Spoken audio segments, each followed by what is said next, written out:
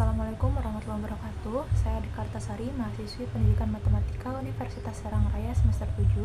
Pada video ini saya akan memaparkan proposal skripsi yang sudah saya rancang sebelumnya yang berjudul Pengembangan e-pocketbook berbasis web Hyzin untuk mengoptimalkan kemampuan algebraic thinking siswa SMP atau MTS pada materi aljabar. Jadi pada pemaparan kali ini saya akan memaparkan 3 bab, yaitu bab pertama mengenai pendahuluan, bab kedua mengenai tinjauan pustaka dan kerangka berpikir, dan bab ketiga mengenai metodologi penelitian. Pada bab 1 yaitu pendahuluan, sini adalah latar belakang masalah yang saya temui di lapangan. Yang pertama yaitu rendahnya kemampuan berpikir aljabar siswa, yang kedua sedikitnya penggunaan media dalam pembelajaran matematika, dan yang ketiga hilangnya ketertarikan siswa untuk membaca buku karena bahan ajar yang tebal dan sulit untuk dibawa kemana-mana. Nah, sebagaimana yang dipaparkan oleh Mahia Zuhrawati, menurutnya hingga kini buku paket atau LKS siswa adalah satu-satunya sumber dan patokan belajar yang siswa miliki. Namun, buku-buku tersebut biasanya masih tergolong tebal dan dipenuhi tulisan sehingga siswa kebingungan dan enggan untuk membacanya. Begitu juga Astuti yang mengatakan bahwa faktanya siswa itu lebih tertarik dengan bahan bacaan yang unik, dengan sedikit uraian dan tidak bertele-tele, sehingga ia tidak mudah bosan, dan yang siswa suka itu adalah bahan ajar yang dilengkapi oleh gambar-gambar ataupun konten-konten yang menarik seperti itu. Ya, selanjutnya yaitu tujuan dari penelitian yang akan saya lakukan nantinya. Yang pertama, mengetahui langkah-langkah pengembangan e-pocketbook berbasis web. Jadi untuk mengetahui langkah-langkahnya, dan yang kedua mengetahui kelayakan, kepraktisan, dan keefektifan e-pocketbook. Jadi apakah e-pocketbook ini layak untuk digunakan oleh siswa itu, apakah efektif juga dalam pembelajaran. Dan tujuan yang ketiga yaitu untuk mengetahui respon siswa terhadap e-pocketbook. Jadi saya ingin melihat bagaimana respon siswa terhadap terhadap media pembelajaran yang sudah saya kembangkan ini, dan apa perbedaannya antara siswa yang belajar dengan bahan ajar biasa dan dengan menggunakan e-pocketbook. Dan yang ketiga yaitu manfaat penelitian. Nah, bagi siswa, penelitian ini diharapkan dapat menjadi sumber bahan belajar mandirinya, karena e-pocketbook ini dirancang dengan konsep mudah dibawa kemana-mana seperti itu.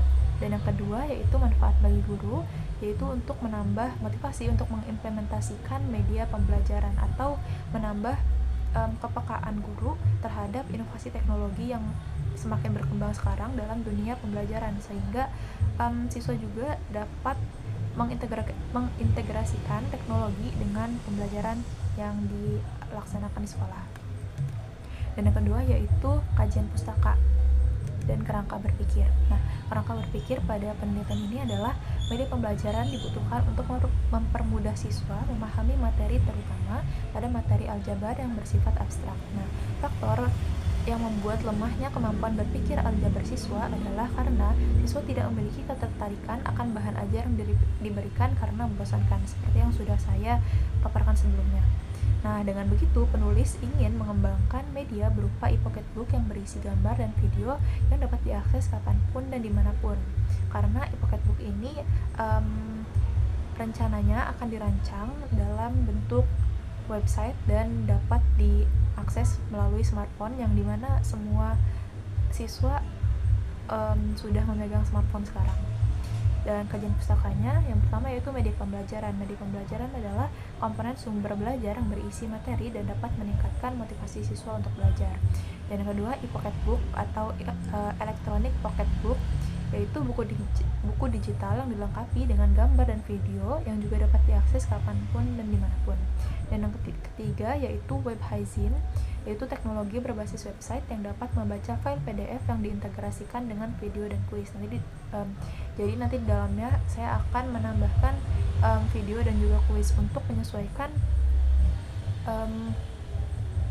menyesuaikan cara belajar siswa yang bermacam-macam, yaitu video untuk siswa yang cara belajarnya mungkin lebih mudah dengan visual seperti itu. Dan kajian pustaka yang terakhir yaitu algebraic thinking, ya ini adalah kemampuan yang saya teliti.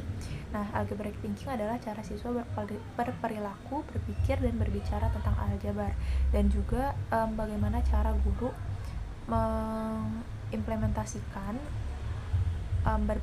berpikir aljabar ini pada pembelajaran dan pada kehidupan sehari-hari siswa, sehingga siswa dapat relate gitu, dapat merasa oh ternyata ini gunanya belajar aljabar, seperti itu.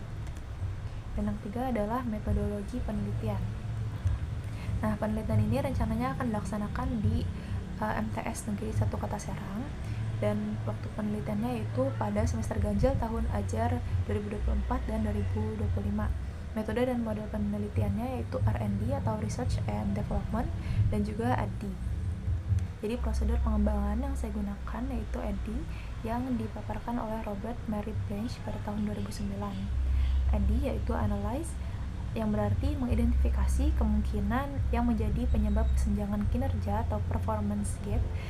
Nah, kesenjangan kinerja sendiri itu adalah perbedaan atau jarak antara kemampuan atau kompetensi yang seharusnya dimiliki oleh siswa dengan yang sebenarnya dimiliki.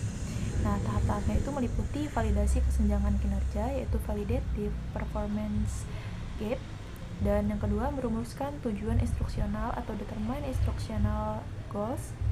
Jadi di sini saya akan menganalisa nantinya kekurangan atau miskonsepsi pembelajaran aljabar dari tahap validasi kesenjangan kinerja yang telah dilakukan sebelumnya.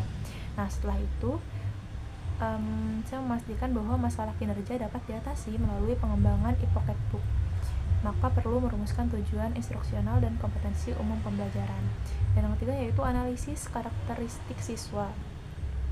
Nah, penting untuk kita memahami karakter siswa sehingga kita dapat menentukan prosedur yang tepat atau cara yang tepat dalam pembelajaran. Dan selanjutnya yaitu desain. Desain yaitu e-pocket book ini akan diedit menggunakan aplikasi Canva yang nantinya akan diintegrasikan pada website Haizin. Nah, jadi sebelumnya saya akan mengeditnya di Canva dan lalu menjadikannya ke bentuk PDF.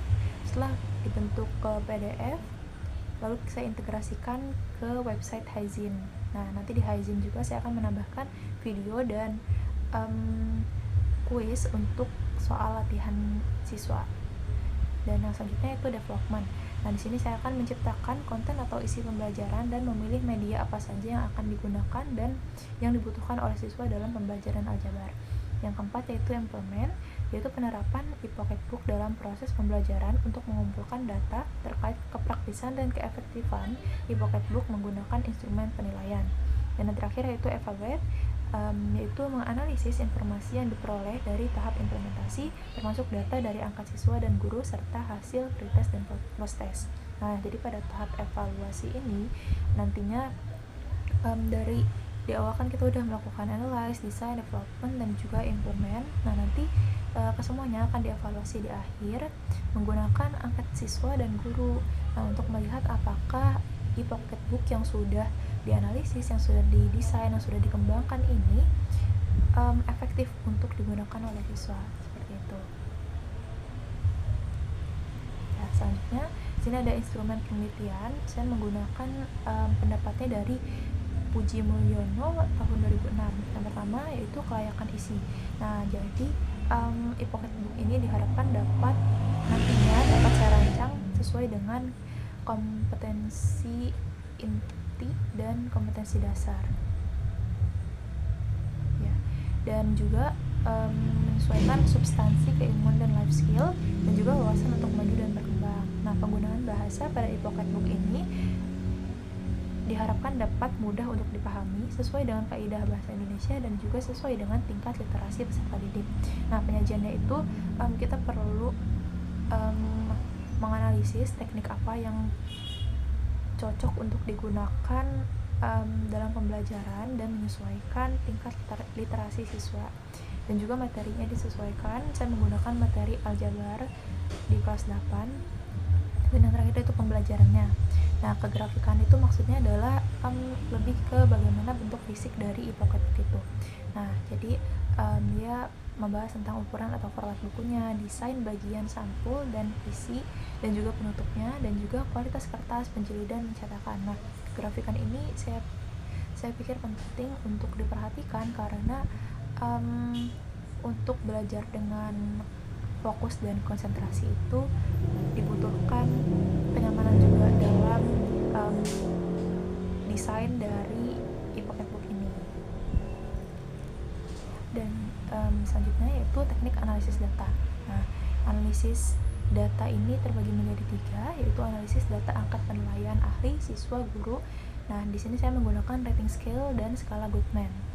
Yang kedua, analisis data validasi instrumen tes menggunakan CVR atau Content Validity Ratio yang dikembangkan oleh Laushi pada tahun 1975. Dan terakhir yaitu analisis uji efektivitas menggunakan uji normal and gain menurut Meltzer. Ya, jadi data yang sudah saya dapatkan dari tes angket yang diberikan tadi kepada siswa dan guru, dan juga hasil dari pretest dan posttest nantinya akan saya analisis menggunakan ketiga hal tadi, yaitu rating scale dan skala Goodman, validasi instrumen tesnya menggunakan CVR, dan juga endgain untuk uji normalnya, seperti itu. Ya, sekian pemaparan proposal skripsi yang sudah saya rancang. Mudah-mudahan dapat diterima dan juga penelitian kedepannya dapat berjalan dengan lancar dan bermanfaat bagi orang banyak. Terima kasih. Wassalamualaikum warahmatullahi wabarakatuh.